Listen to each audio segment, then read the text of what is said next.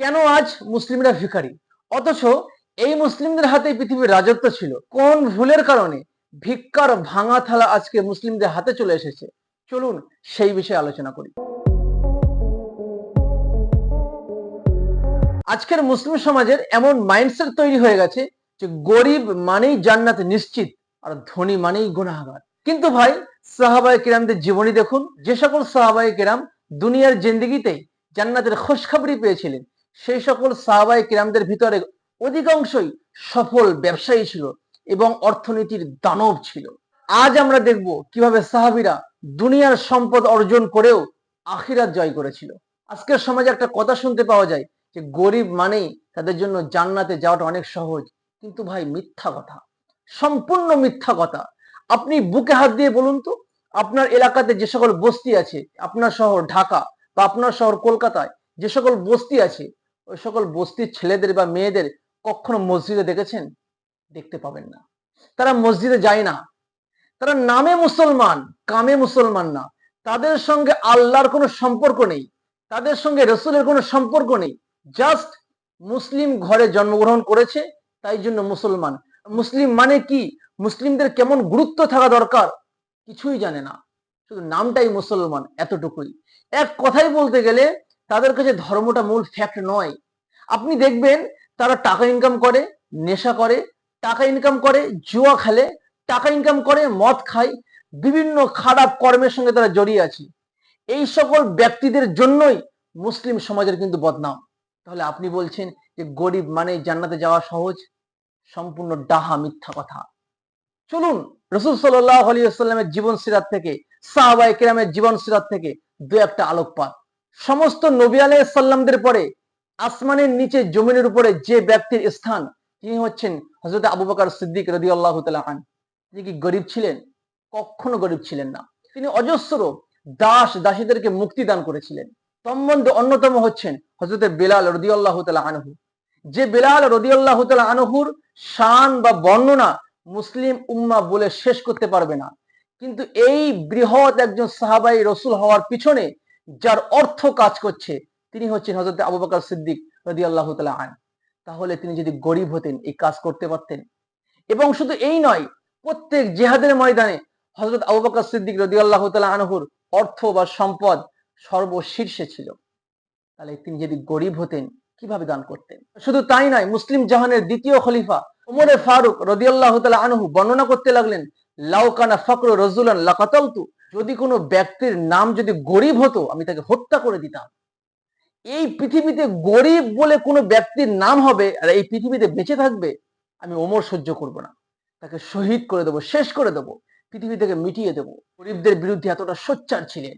মুসলিম জাহানের তৃতীয় খলিফা হযরত উসমান গনি। নামের পিছনেই তো আছে গনি। গনি মানে কি? ধনী। Usman the rich person. Usman ধনী ব্যক্তি। অজস্র সাহাবায়ে কেরামদেরকে তিনি হেল্প করেছিলেন। ইসলামের প্রচার এবং প্রসারের জন্য তার অর্থ মুসলিম উম্মাহ কোনোদিন অস্বীকার করতে পারবে না।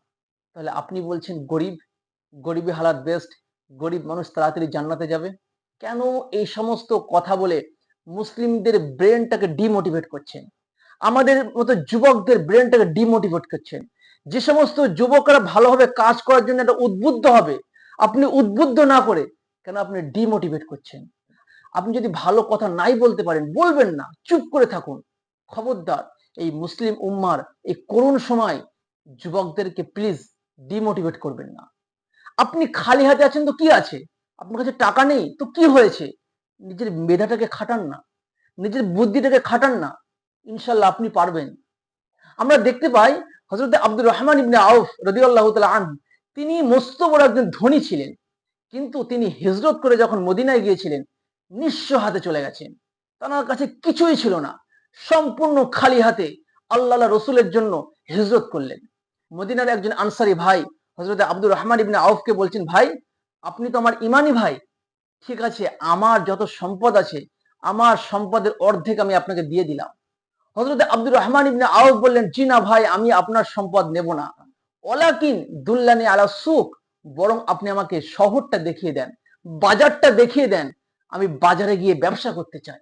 আব্দুর রহমান ইবনে আউফ বাজারে গিয়ে জিনিসপত্র ক্রয় করে যে সমস্ত ব্যক্তি বাজারে গিয়ে কিনবে, সেই সমস্ত ব্যক্তিদের হাতে হাতে পৌঁছে দিলেন। তারাও দেখছে যে একই দামে তো পাচ্ছি, তাহলে কষ্ট করে বাজারে যাওয়ার কোনো প্রয়োজন নেই। এমন করতে করতে দেখতে পাওয়া যায় হযরত আব্দুর রহমান ইবনে আউফ মদিনার শীর্ষতম ধনী ব্যক্তিতে পরিণত হয়ে গেলেন। আপনি ভাবছেন আমার কাছে টাকা নেই, একবার চেষ্টা করুন না, একবার চেষ্টা করুন, ইনশাআল্লাহ আমার দৃঢ় বিশ্বাস আছে ইউ ক্যান ডু ইট। ওই জন্য আমাদেরকে ধনী হওয়ার চেষ্টা করতে হবে, তবে সৎভাবে, হালাল ভাবে।